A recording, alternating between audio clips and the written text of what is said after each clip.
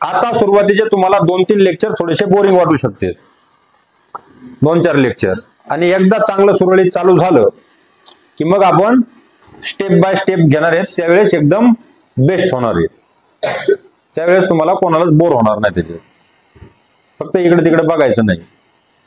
ही मुलाच्या मनामध्ये खुन्नस असते, कुठल्याही मुलाची. आजचे जर आपण मुलं बघितलं, आईकडे जास्त आकर्षित असतात लहान मुलं, आणि मोठे झाल्यावर ते कोणाकडेच नसतात, बायकोकडे आकर्षित होतात डायरेक्ट. नंतर सूत्राज आहेत काही सूत्र, जसं आपलं असतं गणिताचं सूत्र, आणि ते होय ना कोणाचाच मित्र, त्याच्यामुळे जीवनाचं होतं शेवटी कुत्र. बस.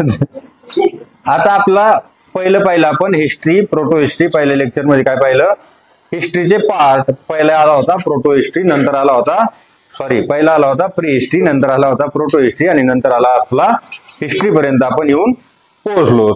आता आपला सुरुवातीला हा जो इतिहास लिहिला जातो, हा लिहिला कसा जातो, त्याचे सोर्सेस कसे असतात, कोणते असतात ते माहित करून घेणं आवश्यक असतं, वाजायचं नाही काही.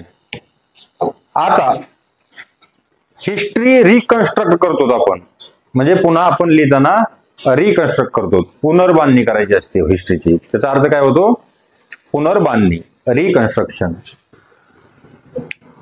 याच्यामध्ये ज्या वेळेस आपला रिक्रिएट करायची असते हिस्ट्री किंवा रिकन्स्ट्रक्ट करायची असते, त्यावेळेस आपला त्याचे साधनं शोधावं लागतात, म्हणजे सोर्सेस शोधावं लागतात हिस्ट्रीचे. तर त्याचे मुळात 2 सोर्स पडतात.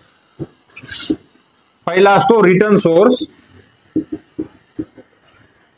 आणि दुसरा असतो अनरिटर्न. राईट नाही म्हणायचं, वाचताना रीट म्हणायचं. अनरिटर्न सोर्सेस हे 2 प्रकार पडतात, आणि रिटर्न सोर्सेसचे पुन्हा 2 प्रकार पडतात. इंडियन हिस्ट्रीचा ज्यावेळेस आपला रिकन्स्ट्रक्टिंग करायची असते, भारतीय इतिहासाचं ज्यावेळेस आपला पुनर्विलोकन करायचं असतं, त्यावेळेस आपल्याला 2 सोर्सेसचा विचार करावा लागतो. एक असतो रिटर्न म्हणजे लिखित, आणि दुसरा असतो अनरिटर्न म्हणजे अलिखित सोर्स. आता लिखितचे पुन्हा 2 प्रकार पडतात. पहिला आहे रिलिजियस लिटरेचर, आणि दुसरा आहे सेक्युलर लिटरेचर. पहिला प्रकार आपला त्याच्यामध्ये पडला रिलिजियस.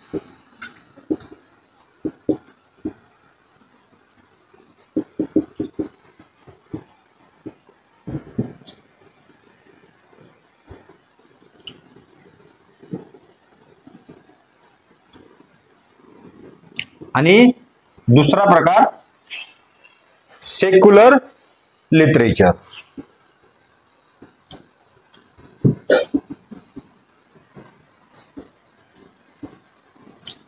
आता जो पहिला प्रकार आहे याच्यामधला रिलिजियस लिटरेचर, याचा अर्थ काय होतो, धार्मिक साहित्य.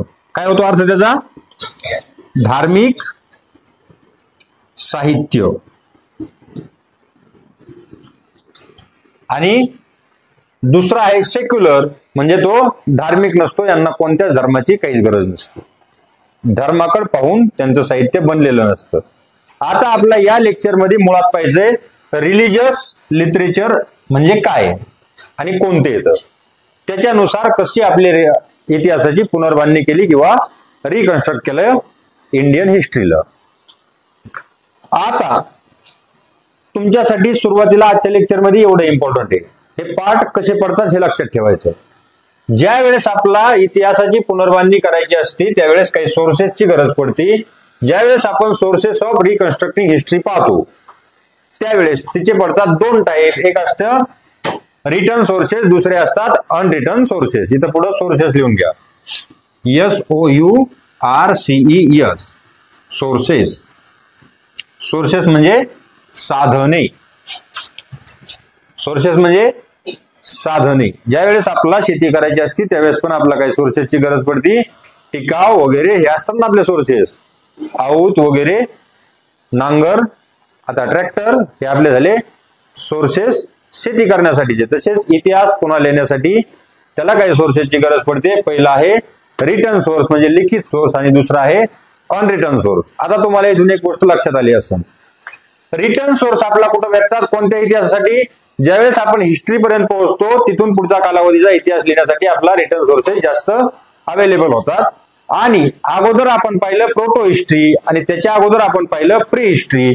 प्री हिस्ट्रीसाठी आपला पूर्णतः अनरिटर्न सोर्सेसवर अवलंबून राहावं लागतं. ते सोर्सेस टोटली अनरिटर्न आहेत प्री हिस्ट्रीसाठी. प्रोटो हिस्ट्रीसाठी काही प्रमाणात रिटर्न आणि बाकीचे अनरिटर्न. आणि ज्यावेळेस आपण हिस्ट्रीमध्ये प्रवेश करतो, इतिहासामध्ये प्रवेश करतो, त्यावेळेस आपला टोटली जवळपास, टोटली नाही म्हणता येणार, पण जास्तीत जास्त लिखित साहित्य भेटतं. समजलं इथपर्यंत सगळ्यांना? आता सुरुवातीला आपला पाहिजे रिलीजियस सोर्सेस. हे लिहून घेतले सगळ्यांनी? हे डिस्ट्रीब्युशन फक्त लिहून घ्या, कारण हे कुठल्या पुस्तकात पुन्हा भेटत नाही. आता आपला पाहिजे फक्त रिलीजियस लिटरेचर. या लेक्चर मध्ये लिटरेचर या शब्दाचा अर्थ होतो साहित्य. आपण म्हणतो का नाही मराठी साहित्य, हिंदी साहित्य. साहित्याचा ज्यावेळेस अभ्यास करतो आपण त्यासाठी त्याला शब्द असतो लिटरेचर. आणि रिलीजन म्हणजे धर्म. आणि रिलीजियस जन लिहिलंय ना, रिलीजियस आणि सेक्युलर. सेक्युलर वगैरे आपला नंतर पाहिजे आणि अनरिटर्न ते पण नंतर पाहिजे पुढच्या लेक्चर मध्ये. आता लक्षपूर्वक बघायचा. पहिला सोर्स आपला पाहिजे आहे रिलीजियस लिटरेचर म्हणजे धार्मिक साहित्य.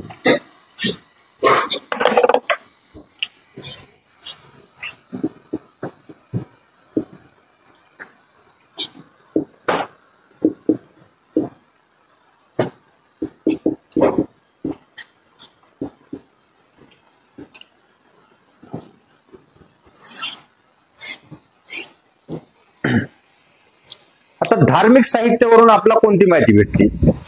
तुम्हाला काय वाटत आहे धार्मिक साहित्यावरून काय माहिती भेटत असेल? धार्मिक गोष्टी पाहिल्यात ना तुम्ही बऱ्याच, कोणी सांगू शकताय का?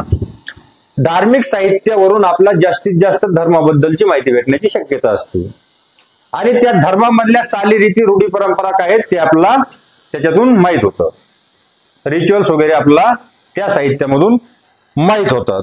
आणि सामाजिक आणि आर्थिक जी कंडिशन आहे त्या काळातली त्याच्यावर कमीत कमी प्रकाश पडण्याची शक्यता असते. पडला तरी पण थोडाफार त्या काळाबद्दल आपण वाचत असताना किंवा पाहत असताना रिलीजियस साहित्य ज्यावेळेस आपण पाहतो त्यावेळेस आपला धर्माबद्दल जास्त माहिती भेटते आणि कमी माहिती आपल्याला भेटते सोशल अँड इकॉनॉमिक कंडिशनवर. सोशल आणि इकॉनॉमिक कंडिशन जी असते, सामाजिक आणि आर्थिक परिस्थिती, त्याच्याबद्दल ज्यावेळेस आपल्याला माहिती घ्यायची असते त्यावेळेस आपला जास्तीत जास्त सेक्युलर सोर्सेसवर अवलंबून राहावं लागतं. आता धार्मिक साहित्यावर ज्यावेळेस आपण इंडियन हिस्ट्रीचा विचार करतो त्यावेळेस धार्मिक साहित्यामध्ये सगळ्यात महत्वाचे साहित्य येतं वेदास, उपनिषदास, त्याच्यानंतर सूत्रास, त्याच्यानंतर काही इपिक आहेत. इपिक म्हणजे महाकाव्य म्हणतो आपण त्याला, ते इपिक रामायण आणि महाभारत आपल्याकडं मुख्य इपिक आहेत. त्याच्यानंतर बुद्धिस्ट रिलीजियस टेक्स्ट आहेत बौद्ध धर्माच्या, त्या आपला भेटतात. त्याच्यामध्ये आहेत त्रिपिटक, ते 3 पिटक आपला कोणते ते पाहिजे. आणि त्याच्यानंतर जैनाज रिलीजियस टेक्स्ट म्हणजे जैन धर्माचे जे धार्मिक ग्रंथ वगैरे आहेत साहित्य त्याच्याबद्दल थोडी माहिती पाहिजे. आता सुरुवातीला पहिला आपला मुख्य साहित्य भेटतो वेदास. त्याला आपण काय म्हणतो? वेद. मराठीमध्ये आपण म्हणतो वेद. ते वेद आहेत 4 वेद येतं. पहिला आहे ऋग्वेद, दुसरा आहे सामवेद. ऐकले का? ऋग्वेद, सामवेद. त्याच्यानंतर तिसरा आहे यजुर्वेद. आणि चौथा आहे ऐकलाय का? अथर्ववेद. ह्या 4 वेदांपासून आपला जी माहिती भेटते ती आपल्याला भेटते वेदास साहित्यामध्ये, वेदांताच्या साहित्यामध्ये. आणि त्याच्यातच आणखी एक असतं उपनिषदा. वेदांपेक्षा हे 4 झाले वेद आणि एक असतं उपनिषद.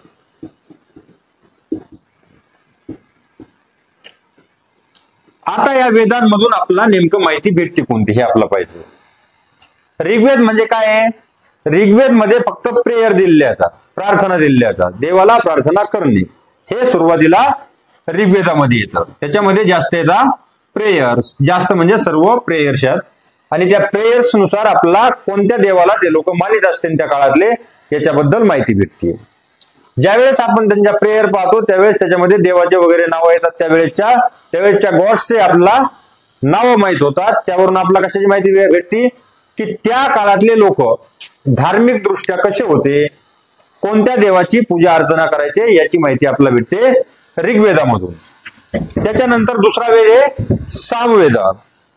सामवेदामध्ये आपल्याला माहिती भेटते रिच्युअल्स काय होते त्या काळामधले. रिच्युअल्स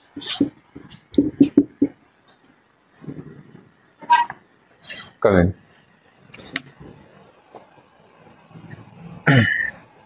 त्या काळामधल्या रिच्युअल्सची आपल्याला माहिती भेटते. त्याच्यानंतर पुढचा वेद आहे आपला यजुर्वेद. आणि यजुर्वेदामध्ये जास्तीत जास्त मॅजिकल गोष्टींवर चर्चा केलेली आहे. मॅजिक आपण डिटेलमध्ये पाहू, फक्त सुरुवातीला कोणाची कशाबद्दल चर्चा केलेली.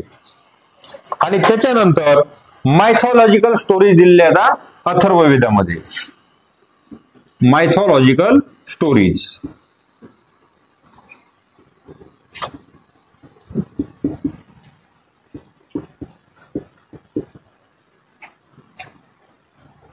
तुम्हाला मी पाठीमागं ज्यावेळेस आपली गणेश चतुर्थी आली होती त्यावेळेस मायथॉलॉजिकल स्टोरीज अबाउट किंवा मायथॉलॉजिकल स्टोरीज ऑफ गणेशा सांगितल्या होत्या. एक दोन आपल्या बऱ्याच कंप्लीट करायच्या होत्या पण त्या शक्य नाही झाल्या. सांगितल्या होत्या ना, दिसा नाही. Mythological stories.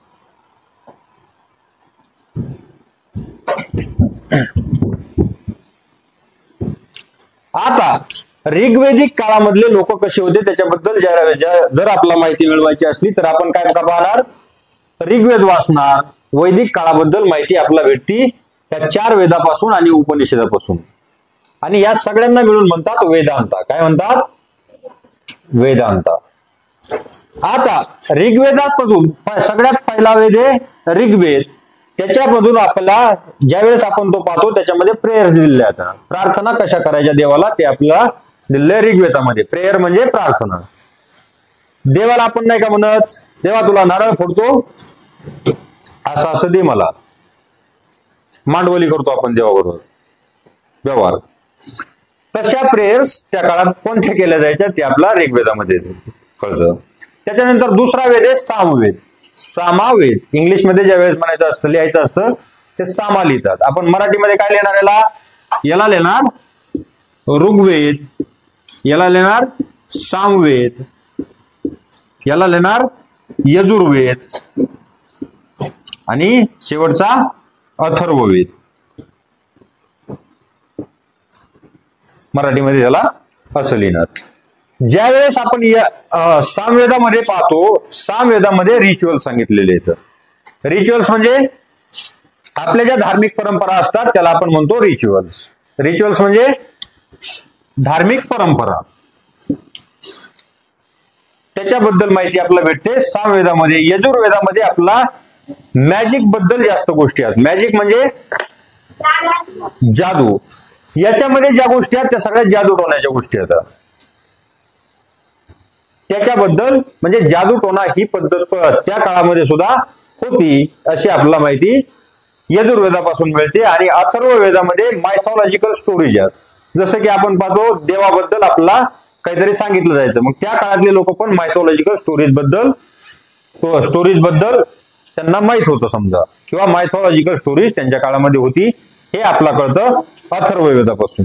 त्याच्यानंतर पुढे येतो उपनिषदा. आणि उपनिषदामध्ये काय आहे, फिलॉसॉफिकल डिस्कशन ऑफ आत्मा अँड परमात्मा. आत्मा अँड परमात्मा.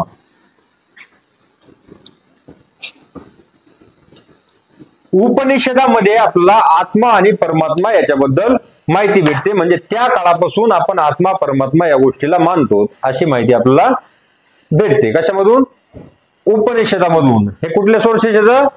रिलीजियस सोर्सेस आहेत. धार्मिक साहित्यामधले आहेत का नाही ते धार्मिक साहित्य सगळे ऋग्वेद, यजुर्वेद, सामवेद आणि अथर्ववेद, पुढे उपनिषद, हे सगळे काय आहेत? धार्मिक साहित्य येतं, रिलिजियस सोर्सेस आहेत, ते पार्ट आहेत रिलिजियस लिटरेचरचा. लक्षात राहू दे आपलं चाललंय काय नेमकं. नंतर सूत्राज आहेत काही. सूत्र जसं आपलं असतं गणिताचं सूत्र, आणि ते होय ना कोणाचंच मित्र, त्याच्यामुळे जीवनाचं होतं शेवटी कुत्र. फ्रेश मूड मध्ये राहायचं, लय डिप्रेशन नका घेऊ. आता सूत्रामध्ये काय आहे, आपल्याला दोन सूत्र महत्वाचे आहेत. पहिलं स्रोत सूत्र आणि दुसरं उपनिषदेच्या नंतर सूत्राज.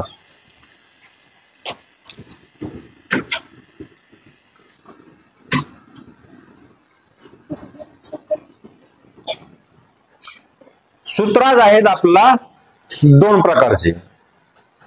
दोन सूत्र येतं, पहिले स्रोत सूत्र आणि दुसरे ग्रहसूत्र किंवा गृहसूत्र म्हणतात त्याला. त्याची जर स्पेलिंग पाहिली तर ते वाचण्यापेक्षा थोडीशी वेगळी आहे. आता ह्या दोन याची, त्याच्यामुळे मराठीत सांगितलं अगोदर. ह्याची स्पेलिंग लिहून घ्या. स्रोत सूत्राची SHRURAU लिहिता येईल का? लिहू.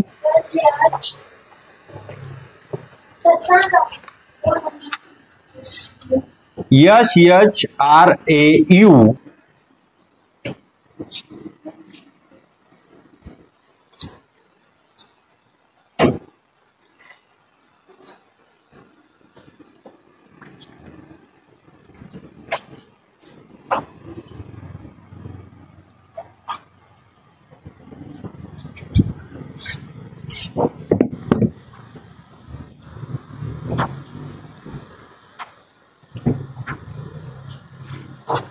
का? पहिलं स्रोत सूत्र आणि दुसरं त्याच्या पुढे मराठीत लिहून घेऊ शकतात. स्रोत सूत्र आणि दुसरं ग्रहसूत्र.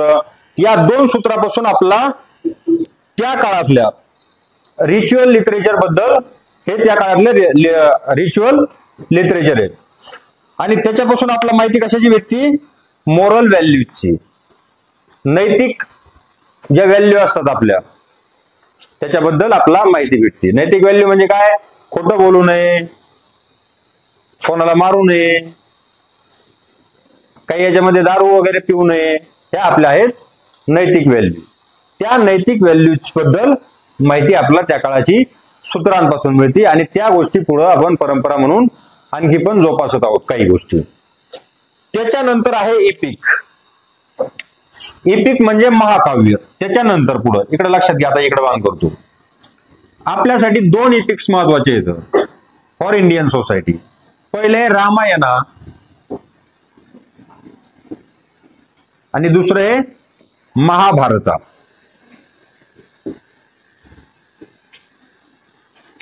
रामायण आणि महाभारत.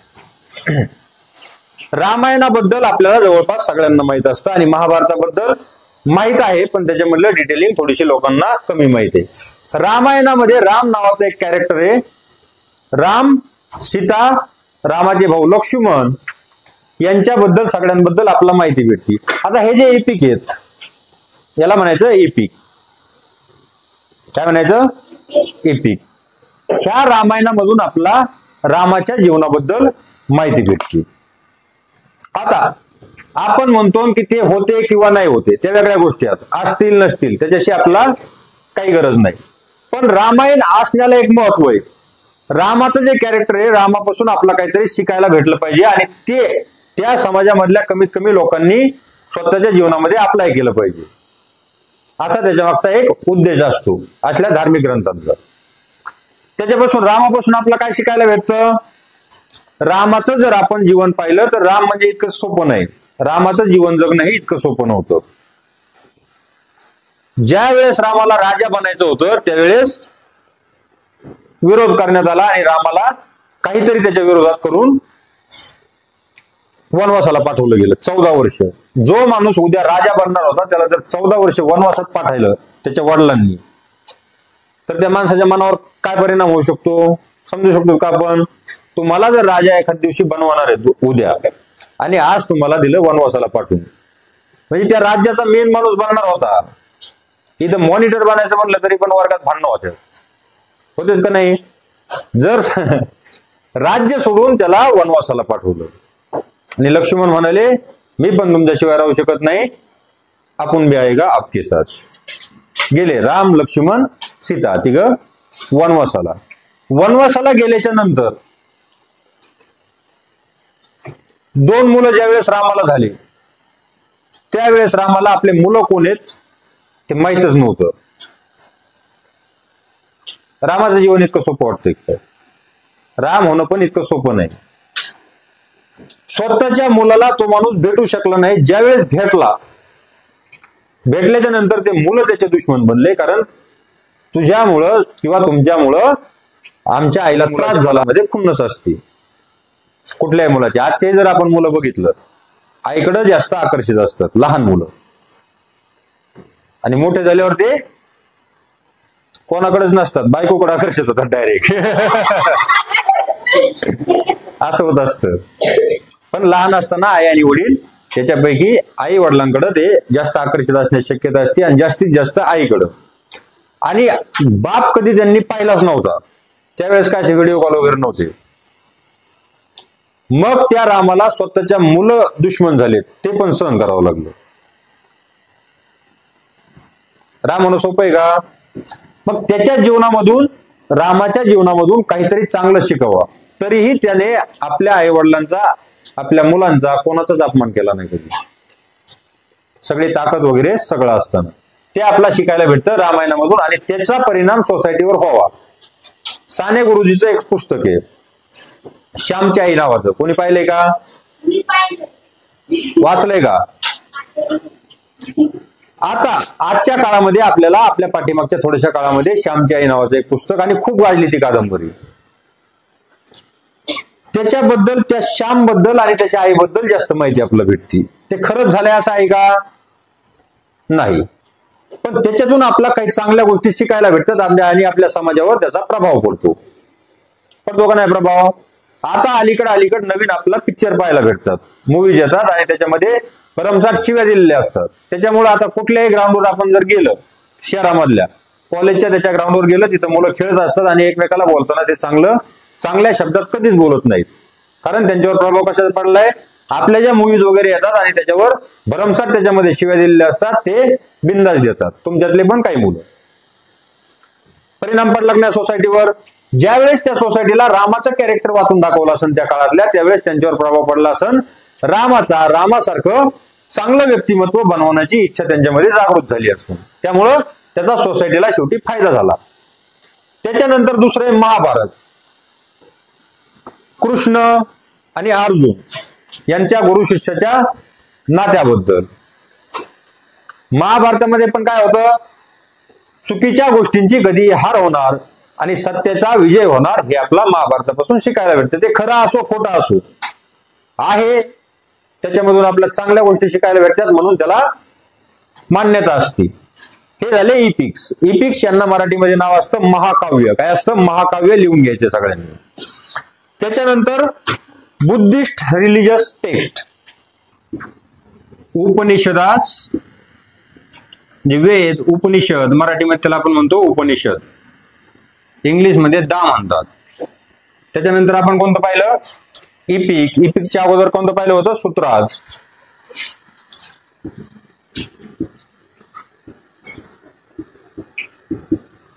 आता त्याच्यानंतर पुढचा पार्ट आहे बुद्धिस्ट रिलिजियस टेक्स्ट.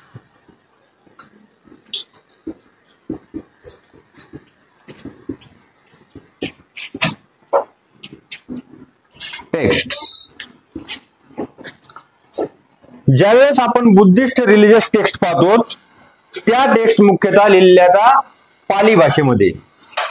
पाली भाषा हिंदी आणि मराठी यांच्याशी थोडीशी मिळती जुळती भाषा असते. आता थोडीशी कमी झाली.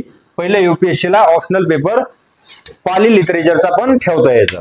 पाली भाषेचा.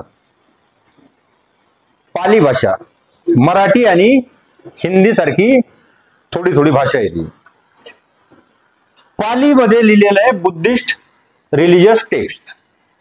हे पाली भाषेमध्ये जास्त पाहायला भेटतात, आणि कॉमनली त्यांना म्हणतात त्रिपिटकाज. त्यांना म्हणतात त्रिपिटकाज. त्रिपिटकाज आणि मराठीमध्ये त्रिपिटक.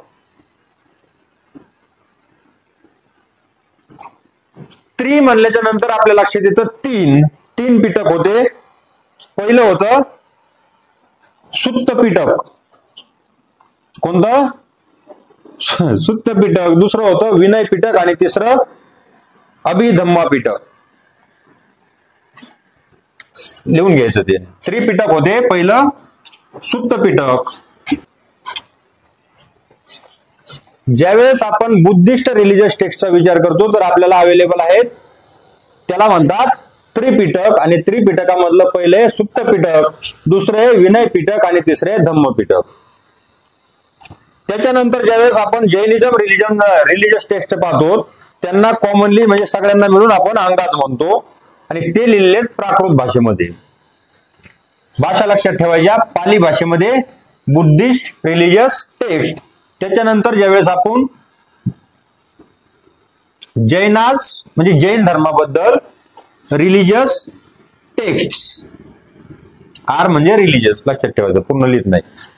ज्यावेळेस आपण जैनाज रिलिजियस टेक्स्ट पाहतो ते आपण आपल्याला पाहायला भेटतं प्राकृत भाषेमध्ये. हे पाहायला भेटतं आपला प्राकृत भाषेमध्ये किंवा प्राकृत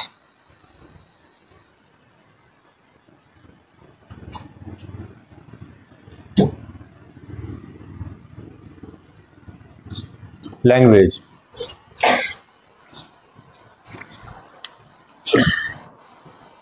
आणि त्याच्यात मुख्यतः काय? Philosophical concept of Jains. Jain धर्माबद्दलचे फिलॉसॉफिकल कन्सेप्ट त्याच्यामध्ये दिलेले आहेत. त्याच्यामुळे आपला काय माहिती भेटती? जैन धर्माबद्दल आपला माहिती भेटती. बुद्धिस्ट टेक्स्ट नुसार आपला बुद्ध धर्माबद्दल माहिती भेटती. महावीर जैन वगैरे ऐकला असेल ना, पुढे पुढे आणखी त्याचा उल्लेख जास्त होणार आहे. आता सुरुवातीचे तुम्हाला 2-3 लेक्चर थोडेसे बोरिंग वाटू शकते, 2-4 लेक्चर. आणि एकदा चांगलं सुरळीत चालू झालं की मग आपण स्टेप बाय स्टेप घेणार आहेत, त्यावेळेस एकदम बेस्ट होणार आहे.